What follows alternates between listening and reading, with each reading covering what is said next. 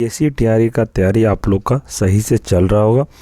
और फ्रेंड्स, आज का जो क्लास आपका होगा यह पॉलिटी में मूल अधिकार से रिलेटेड आज आपका क्लास होगा, जो कि एनसीईआरटी बेस्ड आप लोगों का क्लास चल रहा था। इससे पहले मैंने आप लोगों के लिए 8 चैप्टर कंप्लीट हो गया था। और फ्रेंड्स, अभी तक आपने पूरा पॉलिटी का चैप्टर नहीं देखा है तो मैंने चैनल पर प्लेलिस्ट बना दिया है, आप जाके शुरू से क्लास कर सकते हैं। तो फ्रेंड्स, आपको पता है कि टीआरई 3 में और 2 में ज़्यादातर प्रश्न मूल अधिकार से रिलेटेड आया था। तो पॉलिटी में सबसे ज़्यादा महत्वपूर्ण कोई चैप्टर है तो यह मूल अधिकार से रिलेटेड है।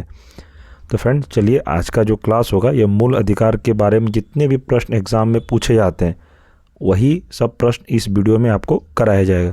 तो चलिए शुरू करते हैं। पहला प्रश्न है, भारतीय संविधान के किस भाग के अंतर्गत नागरिकों को मौलिक अधिकार प्रदान किए गए हैं? तो भाग 3 अनुच्छेद 12 से 35 के अंदर इन्होंने मौलिक अधिकार प्रदान किए गए हैं। तो याद रखिएगा फ्रेंड्स, मूल अधिकार जो है इससे ज़्यादा प्रश्न आपको एग्जाम में देखने को मिलेगा। आगे देखते हैं, संविधान द्वारा मौलिक अधिकारों को लागू करने की शक्ति किसे प्रदान की गई? इसमें कह रहा है फ्रेंड्स कि संविधान द्वारा मौलिक अधिकारों को लागू करने की शक्ति किसे प्रदान की गई? तो आपको याद रखना है सर्वोच्च न्यायालय एवं उच्च न्यायालय को। फ्रेंड्स, आपको मैं बात बता दे रहा हूँ, अगर किसी के पास यह बुक है तो ये जो बॉक्स में बंधा हुआ रहता है, आपको इस बॉक्स के बारे में थोड़ा आपको मैं समझा दे रहा हूँ। जो भी प्रश्न इम्पॉर्टेंट रहता है, इस बुक का सबसे ख़ास बात है वो बुक में उसको अंडरलाइन करके बॉक्स में हाईलाइट करके दिखा दिया जाता है, जिससे जो भी स्टूडेंट पढ़े उसमें थोड़ा ज़्यादा डिटेल में और थोड़ा ध्यान से पढ़े और उसको थोड़ा इम्पॉर्टेंट समझकर पढ़े, जो कि एग्ज़ाम में पूछा जाता है। टीआरई 3 में मैंने आपको एनालिसिस कराया था, इसमें से ज़्यादातर जो इस बॉक्स में बने रहते हैं क्वेश्चन आंसर, वहाँ से डायरेक्ट प्रश्न पूछा गया था। इसलिए मैं सभी वीडियो में मैं आप लोगों को यह बात बता रहा हूँ कि ये जो रहता है इसमें डब्बे में बना हुआ, ये इम्पॉर्टेंट आपके एग्ज़ाम से रिलेटेड ज़्यादा पूछा जाता है। तो देखते हैं क्या है इसमें। भारतीय संविधान का अनुच्छेद 13 संवैधानिक प्रावधानों को संसद तथा राज्य विधानमंडलों द्वारा बनाए गए हैं नियमों कानून पर प्राथमिकता प्रदान करता है। तो याद रखिएगा फ्रेंड्स इसको। आगे देखते हैं, भारतीय संविधान के अनुच्छेद 13 का मुख्य उद्देश्य किसके संदर्भ में संविधान की सर्वोच्चता सुनिश्चित करना है? तो अनुच्छेद 13 का मुख्य उद्देश्य किसके संदर्भ में संविधान की सर्वोच्चता सुनिश्चित करना है? तो इसका आंसर है मौलिक अधिकारों के। नेक्स्ट देखते हैं, भारतीय संविधान में समानता के अधिकार का विस्तार किन अनुच्छेद में है? तो इसका आंसर हो जाएगा अनुच्छेद 14 से 18 तक में। आगे देखते हैं, भारतीय संविधान का कौन सा अनुच्छेद विधि के समक्ष समता के अधिकार राइट टू इक्वालिटी से संबंधित है? फ्रेंड्स, ये आप VVI नोट कर सकते हैं। इस प्रश्न में कह रहा है कि भारतीय संविधान का कौन सा अनुच्छेद विधि के समक्ष समता के अधिकार यानी कि राइट टू इक्वालिटी से संबंधित है? तो यह है आर्टिकल 14 यानी कि अनुच्छेद 14 में यह हम लोगों का अधिकार से रिलेटेड दिया गया है। नोट में पढ़ते हैं, जन्म, लिंग, मूल वंश, जाति, धर्म आदि के आधार पर विभेद का प्रतिषेध अनुच्छेद 15 के एक मूल अधिकार है जिसे समानता के अधिकार के अधीन वर्गीकृत किया गया है।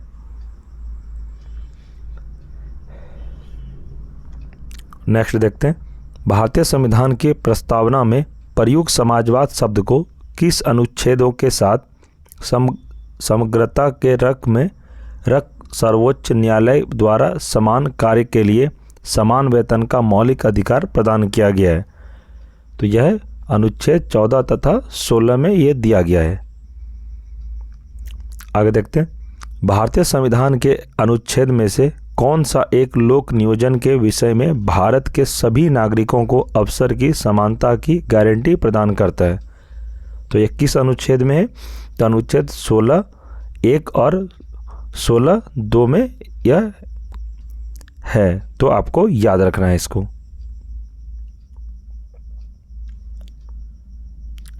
इसमें फ्रेंड्स संवैधानिक उपबंध के बारे में दिया है, जैसे कि देखिए इसका 2 भाग है, केवल भारतीय नागरिकों को प्राप्त मूल अधिकार, और दूसरा है भारतीय एवं विदेशी नागरिकों को प्राप्त मूल अधिकार।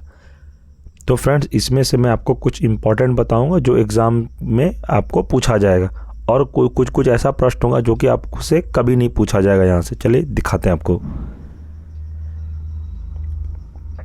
पहला है इसमें धर्म, मूल, वंश, जाति, लिंग या जन्म स्थान के आधार पर विभेद का प्रतिषेध अनुच्छेद 15 यानी कि 15 में दिया गया। आपसे क्वेश्चन यही पूछा जाएगा कि धर्म, मूल, वंश, जाति, लिंग या जन्म स्थान के आधार पर कौन सा अनुच्छेद में वर्णित किया गया है? तो आपको बताना अनुच्छेद 15 में।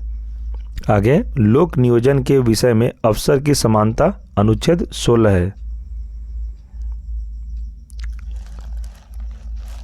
आगे वाक एवं अभिव्यक्ति शांतिपूर्व एवं सशस्त्र रहित सम्मेलन करने, संघ एवं सरकारी समिति बनाने, भारत के राज्य क्षेत्र में आवाज, संचरण एवं बसने तथा व्यापार करने की स्वतंत्रता किसमें है? तो अनुच्छेद 19 में है। अल्पसंख्यक वर्गों के हितों का संरक्षण अनुच्छेद 29 में है। आगे शिक्षण संस्थाओं की स्थापना और प्रशासन करने का अल्पसंख्यक वर्गों का अधिकार किसमें है? तो अनुच्छेद 30 में है। अब फ्रेंड्स इसमें हम पढ़ेंगे भारतीयों एवं विदेशी नागरिकों को प्राप्त मूल अधिकार। तो देखते हैं इसमें क्या है।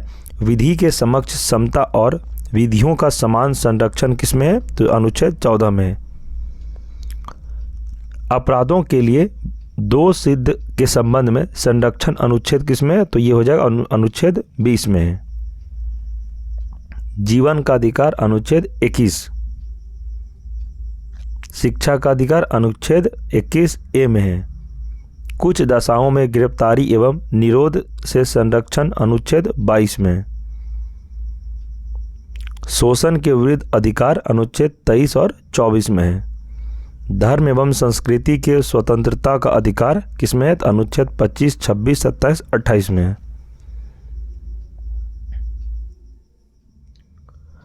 आगे प्रश्न देखते हैं नेक्स्ट। संविधान के किस अनुच्छेद के अंतर्गत अस्पृश्यता यानी कि छुआछूत का उन्मूलन किया गया है? तो किसमें किया गया? तो अनुच्छेद 17। ये TRE 3 का जो एग्ज़ाम हुआ था, जो कैंसिल हुआ था मार्च में, उसमें यह प्रश्न डायरेक्ट पूछा गया था। ये वाला मार्च में जो भी एग्ज़ाम दिए होंगे आप लोग TRE 3 में, तो जो कैंसिल हुआ था तो यही वाला प्रश्न सीधा पूछा था। इसलिए फ्रेंड्स मैं कहता हूँ कि NCERT आप लोग पढ़िए। इसलिए मैं NCERT ही कराता हूँ, सिर्फ NCERT छोड़ के मैं दूसरा क्लास नहीं कराता। मुझे पता है कि NCERT से ही प्रश्न आना है। अगर दूसरे सब्जेक्ट से या दूसरे बुक से प्रश्न आना रहता तो मैं वही कराता। मुझे पता है कि NCERT से प्रश्न आ ही रहा है अभी तक, जितने भी एग्ज़ाम हो रहा है। इसलिए आप लोगों के लिए भी NCERT क्लास ही कराया जाएगा। आगे जितने भी सब्जेक्ट का क्लास होगी भी इस चैनल पर, वो भी NCERT बेस्ड ही क्लास होगी। जैसे कि साइंस अभी है, वर्ल्ड हिस्ट्री है, एंशिएंट हिस्ट्री है और मिडावल है, फिजिक्स, केमिस्ट्री, बहुत सारा भी सब्जेक्ट है जो कि वो भी NCERT बेस्ड ही क्लास होगी इस पर।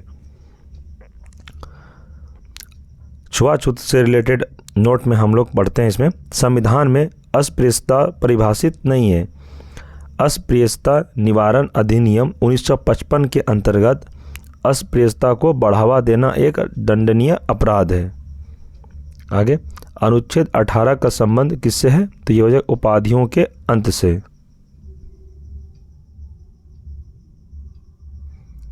आगे भारतीय संविधान के किस अनुच्छेद में वाक एवं अभिव्यक्ति की स्वतंत्रता के मूल अधिकार का प्रावधान किया गया है?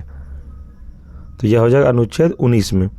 फ्रेंड थोड़ा आपको बाहरी जो आवाज़ आपको सुनाई पड़ रहा होगा, थोड़ा उसको इग्नोर करके क्लास करिए, क्योंकि अभी शादी का सीज़न है तो आप लोग को तो पता ही है, बहुत हल्ला होता है, तो इसलिए सब इग्नोर करिएगा और क्लास में ध्यान दीजिए।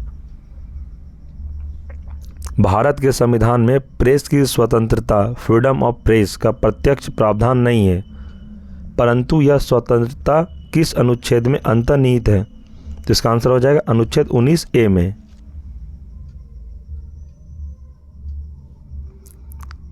भारतीय संविधान को किस अनुच्छेद के अंतर्गत यह प्रावधान किया गया है कि किसी अपराध के अभियुक्त को स्वयं अपने विरुद्ध गवाह बनने के लिए बाध्य नहीं किया जा सकता? तो इसका हो जाएगा अनुच्छेद 20C में है। संविधान का कौन सा अनुच्छेद दो सिद्धि के संबंध में अभियुक्तों को दोहरे दंड एवं स्व अभिशासन के संरक्षण प्रदान करता है? तो इसका आंसर हो जाएगा अनुच्छेद 20 में। भारतीय संविधान का कौन सा अनुच्छेद व्यक्ति की विदेश यात्रा के अधिकार को संरक्षण प्रदान करता है? तो इसका आंसर हो जाएगा अनुच्छेद 21। मौलिक अधिकारों के अंतर्गत कौन सा अनुच्छेद बच्चों के शोषण के विरुद्ध प्रावधान से संबंधित है? तो इसका आंसर हो जाएगा अनुच्छेद 24 में। आगे, भारतीय संविधान के अनुच्छेद 25 में प्रयुक्त हिंदू शब्द में बौद्ध, जैन और सिख धर्म सम्मिलित हैं। भारतीय संविधान का अनुच्छेद 30 अल्पसंख्यकों को अपनी रुचि के शिक्षण संस्थाओं को स्थापित एवं संचालित करने का अधिकार को संरक्षण प्रदान करता है। भारतीय संविधान के अनुच्छेद 32 के अंतर्गत कौन से अधिकार परिवर्तित किए जा सकते हैं? तो इसका आंसर हो जाएगा मौलिक अधिकार। आगे, मौलिक अधिकारों का संरक्षक कौन है?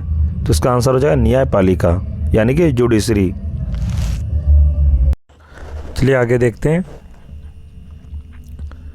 डॉक्टर भीमराव अंबेडकर ने मौलिक अधिकारों में से किसे संविधान का हृदय एवं आत्मा कहा? तो इसमें कह रहा है क्वेश्चन में कि भीमराव अंबेडकर जो थे मौलिक अधिकारों में से किसे संविधान का हृदय एवं आत्मा कहा था? तो इसका आंसर हो जाएगा संवैधानिक उपचारों का अधिकार यानी कि राइट टू कॉन्स्टिट्यूशनल रिमेडाइज अनुच्छेद 32 को। आप ये VVI आप नोट कर सकते हैं। ये प्रश्न आपको एग्जाम में देखने 100% मिलेगा इस बार TRE 4 में।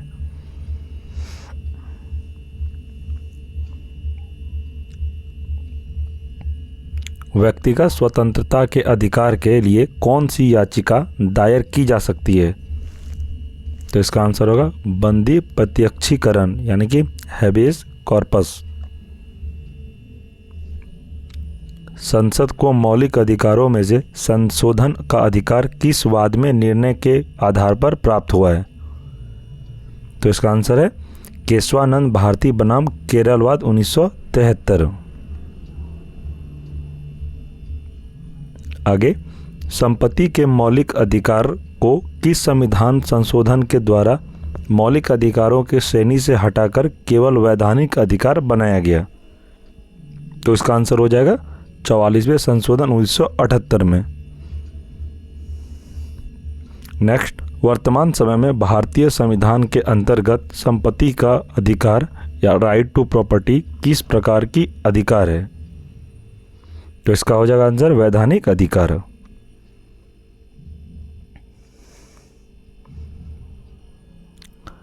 सूचना का अधिकार एक विधिक अधिकार है जो सूचना का अधिकार अधिनियम 2005 के माध्यम से प्रदान किया गया है। तो फ्रेंड्स इसको याद रखिएगा आप।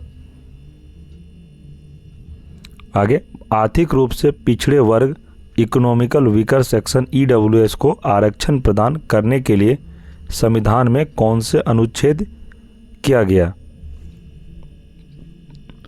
तो इसका क्या आंसर हो जाएगा अनुच्छेद 15(6) तथा अनुच्छेद 16(6) में। आगे, 6 से 14 वर्ष की आयु के बच्चों को प्रदत्त शिक्षा का अधिकार किस प्रकार का अधिकार है? तो यह हो जाएगा मूल अधिकार अनुच्छेद 300A में है। भारतीय संविधान द्वारा प्रदत्त संवैधानिक उपचारों का अधिकार गैर नागरिकों को भी उपलब्ध है। आगे, कौन सा मूल अधिकार राष्ट्रीय आपातकाल में भी समाप्त या सीमित नहीं किया जा सकता? तो इसका आंसर हो जाएगा व्यक्तिगत स्वतंत्रता तथा जीवन का अधिकार। बंधुआ मजदूर उन्मूलन अधिनियम संसद द्वारा किस वर्ष पारित किया गया था? तो इसका आंसर हो जाएगा वर्ष 1976 में। तो याद रखिएगा इसको।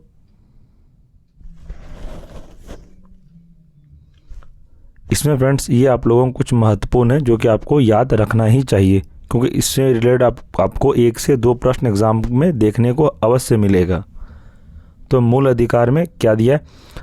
इसमें मूल अधिकार है और कौन सा अनुच्छेद में दिया ये आपको याद रखना है। जैसे पहला है समानता का अधिकार, तो समानता का अधिकार अनुच्छेद किसमें? अनुच्छेद 14 से 18 में है।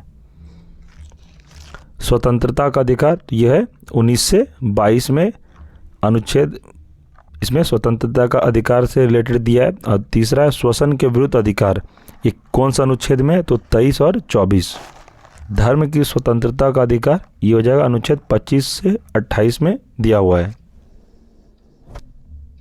संस्कृति और शिक्षा संबंधी अधिकार किसमें है? तो यह अनुच्छेद 29 और 30 में है। आगे, संवैधानिक उपचारों का अधिकार किसमें? अनुच्छेद 32 में। तो फ्रेंड्स ये आपका चैप्टर कंप्लीट हो गया। इसी तरह फ्रेंड्स मैं आपको टॉपिक वाइज पूरा polity NCERT based class complete करा दिया जाएगा। और फ्रेंड्स आपको तो पता है कि एनसीईआरटी से क्वेश्चन आपको एग्ज़ाम में भर भर के पूछा जाएगा। इससे कोई डिनाई नहीं किया जा सकता कि बिहार शिक्षक भर्ती में एनसीईआरटी से प्रश्न नहीं आता है। मैं अभी तक प्रश्न आपको, ये जो क्लास चल रहा है अभी तक जितने भी मैंने क्लास पॉलिटी में आपको कराया है सभी का प्लेलिस्ट बना दिया गया है। आप शुरू से लेके क्लास करिए। जब आप शुरू से पॉलिटी का भी क्लास करिएगा चैप्टर 1 से चैप्टर 2 से, तो आपको अच्छे से समझ में आएगा। और फ्रेंड्स आपको यह वीडियो कैसा लगा आप कमेंट में ज़रूर बताइएगा। आपको अगर वीडियो अच्छा लगा तो आप लाइक करिएगा इसको और अपने दोस्तों में भी इसे शेयर करिएगा। और फ्रेंड्स अगर आप हमारे चैनल पर नए हैं, पहली बार वीडियो को देख रहे हैं, तो चैनल को सब्सक्राइब जरूर कर लें और बेल आइकन को प्रेस जरूर कर लें। फ्रेंड्स मैं आपको बीपीएससी टीआरई 4 का फुल तैयारी इस चैनल पे करा दूंगा, ये कंफर्म आप लोग रहिए। और टेंशन फ्री होके पढ़िए और जितना मैं पढ़ा रहा हूँ बस उसी को पढ़िए। आपका इससे बाहर एग्ज़ाम में प्रश्न नहीं जाएगा, ये मेरा गारंटी है आप लोगों से। तो ठीक है फ्रेंड्स, हम लोग नेक्स्ट वीडियो में मिलेंगे। आप लोग अपना क्लास रेगुलर करिए, अपना प्रिपरेशन घर में भी अच्छे से पढ़िए और एमसीक्यू लगाइए, टेस्ट सीरीज ले लीजिए। और जो प्रीवियस ईयर का अगर आपके पास कोई बुक है तो वो भी आप लोग डेली बनाइए।